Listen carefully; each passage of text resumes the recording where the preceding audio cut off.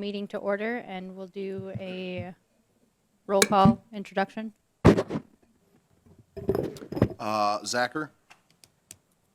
Matt Zacher? Roll call. Would you start with the roll call? Yeah, my name Matt Zacher, Mayor of Wisconsin Rapids. Madeline Falquist, District 8. Eric Dobbin, Commission Member. Lee Tall, Commission Member. Jeff Roots, Commission Member. Kyle Quinn, Director of Community Development, and I will note that Ben is absent or excused. Elizabeth Edwardson, Associate Planner. Dennis Pollock, 6th Ward, Alderman. Do we have anyone on Zoom? Nobody is on Zoom. Okay. Did anyone hear from Katie? No. Moving on to item 1, approval of the reports from December 16th, 2024 Planning Commission meeting. I'll make a motion to approve December 16th minutes as presented. Second. Motion by Dobbin, second by Tao. All those in favor say aye. Aye. Aye. Those opposed, nay. All right, that is 5-0.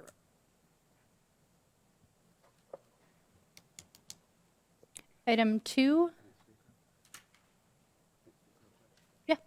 Just wanted to let you know what was going on. I'll be recusing myself from items 2 and 3 because of my connections to it, which is also why I had Ms. Palmquist run the meeting, just to make it a little bit easier. Thank you. We've got item 224-002521 from Zacher Commercial Properties LLC, public hearing and action on a request for an amendment to the city's comprehensive plan, specifically map 7-2, future land request to reclassify 910 Durr Beauty Lane, parcel ID 3401732 from industrial land use classification to a residential land use classification. Kyle? Thanks. I'm going to turn it over to Liz to summarize the requests. So the applicant is proposing to amend the comprehensive plan future land use map from an industrial designation to a residential designation. The city's intent for the property has been generally identified as industrial for some time, likely due to the adjacency of properties previously operated by the paper mill. The existing designation, industrial, is for areas for industrial development, which would include manufacturing, processing, and assembly facilities. May also include lands designated for environmental protection and compatible civic uses. The proposed designation, residential, is for areas for typical single-family residential development, which would consist of smaller lot sizes served by municipal services. This area would also include lands designated for environmental protection and compatible civic uses. Around the property to the north, the zoning is R2 mixed residential. To the south, it's M1 general industrial. To the east, M1 general industrial, and to the west, R2 mixed residential. For the standards of review, the 2 criteria that were reviewed were, number 1, is the proposed amendment in the public interest? Staff found that yes, a residential future land use designation would be compatible. Residential uses already exist within close proximity to the property. A residential classification would create a consistent city block zoning. The second criterion was, is the proposed amendment consistent with the remainder of the plan? And yes, the comprehensive plan identifies several goals, objectives, and policies that support the development of housing, as well as policies that discourage incompatible land uses. Designating the property to develop as residential reinforces the surrounding neighborhood to remain residential. Maintaining the existing housing stock of the neighborhood, and the proposed change also protects the adjacent residential uses from incompatible industrial land uses. A recommendation is to approve the request to amend the city's comprehensive plan to reclassify 910 Dura Beauty Lane from industrial land use classification to a residential land use classification.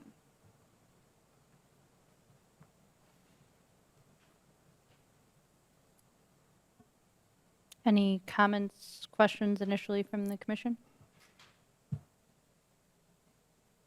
Hearing none, we will open the public hearing at 4:05. Anyone wishing to speak in favor, please step forward, state your name and address. Yes, I'm in favor of it. They want to change the classification, that's totally fine with me. I own the adjacent property right across the street from the Little Pig restaurant there. I have no problem with that. Great. My name is Ryan Leitner.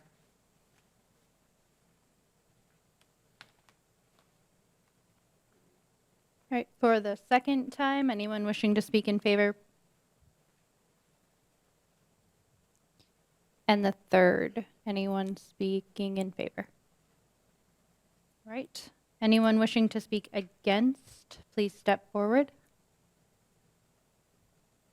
Second time, anyone wishing to speak against, please step forward. Third time. All right, we are closing the public hearing at 4:06. Back to the Planning Commission.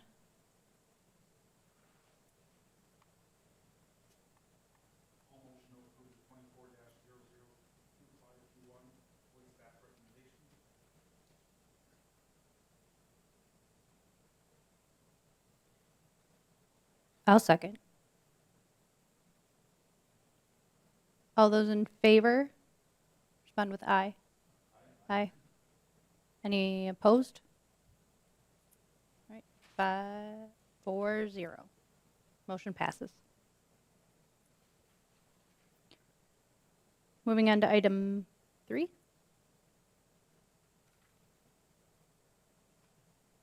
Is this the same request? Okay. Request 24002521 from Zacher Commercial Properties, public hearing and action on a request to rezone 910 Dura Beauty Lane, parcel 341732, from a mixed zoning classification of M1 industrial and R2 mixed residential to R2 mixed residential zoning district. The applicant is proposing a zoning map amendment to rezone a portion of the parcel from general industrial M1 to mixed residential R2 district. Currently, a 1,000 square foot building previously operated as a restaurant under a conditional use permit exists on the site, and that use has ceased for more than 12 continuous months. Therefore, it shall not be reestablished. Future plans involve residential development on the property. Standards of review, the existing zoning there is general industrial, proposed mixed residential. The rezoning request to R2 would be consistent with the comprehensive plan if amended in the previous request, which it was. The amendment is consistent with other planning documents adopted by the Common Council. Uses would become more conforming and consistent with the zoning ordinance if amended as proposed. And the proposed amendment would create a more cohesive residential city block, reducing future incompatible uses. And in addition, there are an abundance of industrial zone sites available elsewhere in the city for development. So with that, our recommendation is to approve the request to rezone a portion of 910 Dura Beauty Lane from general industrial to mixed residential. Any initial comments from the commission? All right. Opening the public hearing at 4:10 p.m. Anyone wishing to speak in favor, please step forward.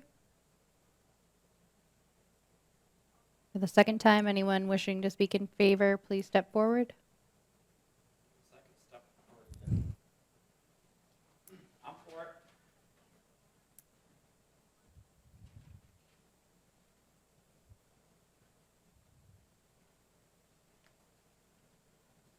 Ryan's for it. still So- supportive. Ryan Leitner. Thank you. Yeah. And for the third time, anyone wishing to speak in favor, please step forward. Right, anyone wishing to speak against, please step forward. Second call, anyone wishing to speak against, please step forward. And third call, anyone wishing to speak against, please step forward. Right. Public hearing closed at 4:11.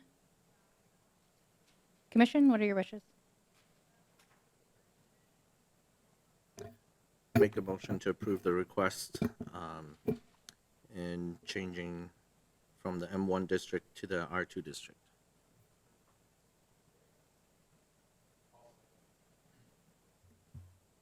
Motion by Tao, second by Jeff. All those in favor, I had say a aye. question, some discussion.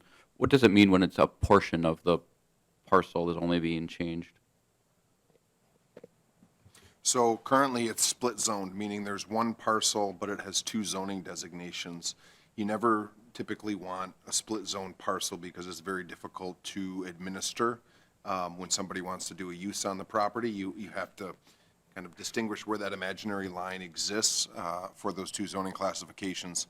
So you can see from the zoning map that the northern half in yellow is already zoned R2. Okay. So essentially, we are just matching that R2 designation with the southern half, or southern, three quarters that's shown in gray there. So it'll all be R2 single or mixed residential zoning. Okay. And then with the, obviously a lot of asphalt and parking area, that would have to be a residential, would that have to follow any, or is that allowed to stay, or how's that work? Yeah, so that'd be considered to be like grandfathered in. So there are different requirements, obviously, uses being the biggest one. They cannot now operate an industrial-type use at this property. The parking lot would have previously required a bunch of screening and stuff. Now it's considered a residential hard surface. And so, yes, they'd have to meet all the residential standards now that it's an R2, or if it's approved by council, an R2 district. But in this case, I think, any features that are non-conforming would be allowed to remain. They would not have to necessarily be removed or be brought up to code. Okay. They'd exist in their non-conforming state. They just cannot be expanded. Okay, thank you. That's all I had. We had a motion to approve. All those in favor, respond with aye. Aye. All those opposed, nay. Ayes have it, 4-0. Item number 4, 24002633, City of Wisconsin Rapids, public hearing and action request to amend Chapter 11 zoning ordinance, Appendix B, Appendix E, and Sections 1106-106 and 1106-117, specifically relating to building setbacks and setback averaging. Kyle or Lizzie? Thank you. So this item is before you because it's something that we wanted to kind of shore up, this among other things in the zoning ordinance over these winter months. And it has been used more and more over the last couple of years, and that is the setback averaging mechanism that exists in the code. It primarily exists to allow existing neighborhoods that may not meet the current setbacks to continue to expand and grow by using what's called a setback average. So you take a measurement of all properties within a 300-foot radius and create an average setback, and then that property owner, if they're putting an addition on or a front porch, can use that setback average rather than the traditional 25-foot setback. So it's a good mechanism to have because, again, it allows for continued growth within our existing neighborhoods. I know there's a member here who's used it recently in an expansion and can testify to, the goodness that it brings within the community. But there still are some things that have not been clarified in terms of its use. For example, porches were historically not included in the 300-foot buffer measurement, even though porches are identified to be part of the building that they're attached to. So we've clarified that throughout the code. There are some other, some other sections where we've clarified the accessory structures. So this somewhat tied into the building setbacks, and that a lot of people would question garages, right? Because they're attached, they can be classified as an addition. And for the longest time, currently they have to be 5 feet behind the front plane of the house. I think that's purely for an aesthetic reason. From my standpoint, Lizzie's standpoint, if it's even with the house, I think you still maintain that similar aesthetic along the front property line, so we've made that clarification. We've also clarified to allow for an entry platform. So previously, it wasn't clear in the code if you could have steps leading up to an existing structure within the setback area.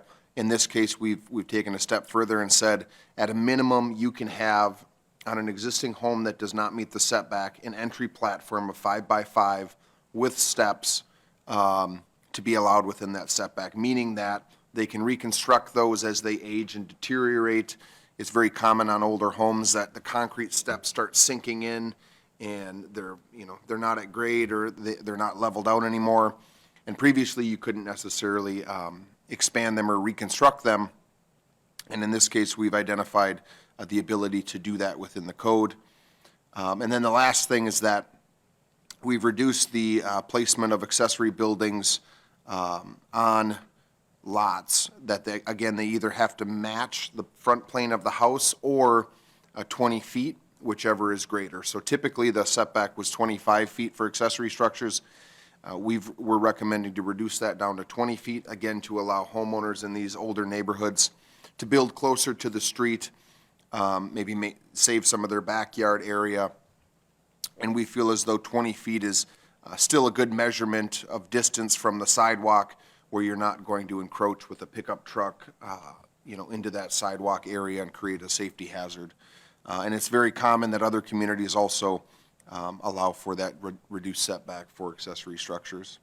With that being said, we've outlined these changes in an attachment. If tonight this is approved, we will then draft the actual ordinance amendment that will go to Common Council for final action. With that, I'd be happy to answer any questions or go into further detail with regard to the changes.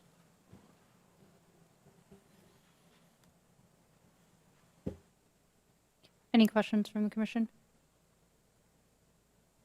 Comments?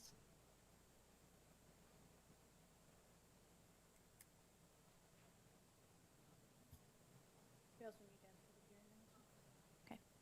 All right. Then we have public hearing opening at 4:18. Anyone wishing to speak in favor, please step forward.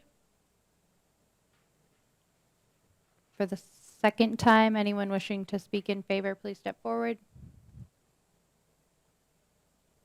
And the third time, anyone wishing to speak in favor, please step forward. Anyone wishing to speak against? Second time, anyone wishing to speak against? Third time, anyone wishing to speak against? All right, public hearing closes at 4:19.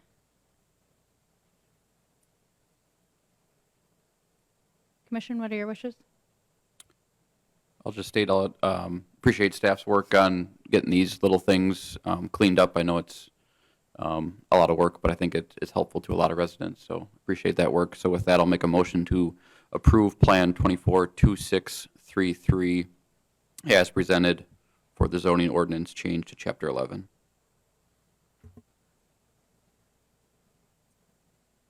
I'll second. Motion by Dobbin, we'll go second by Tao. All those in favor? Aye. Those opposed? Motion passes 5-0. Item 5, adjournment. If I may comment on this adjournment, it's more of an update quick. We're going to bring back a few more amendments over the next couple months in regards to landscaping, driveways, and parking, as an FYI, again, to try to clean things up and make things a little bit more streamlined in our code. And then the other thing I wanted to note is we will likely have a joint meeting of the council and the plan commission to review the final draft document for the downtown master plan. The consultant will near completion of that probably in February or March, so we will be reaching out in the near future to identify a date to have that joint meeting. Thank you. All right. Wherever you were. Got a motion and a second. All those in favor? Aye. Aye. Anyone opposed? All right, meeting closes at 4:21. Thank you. Goodbye.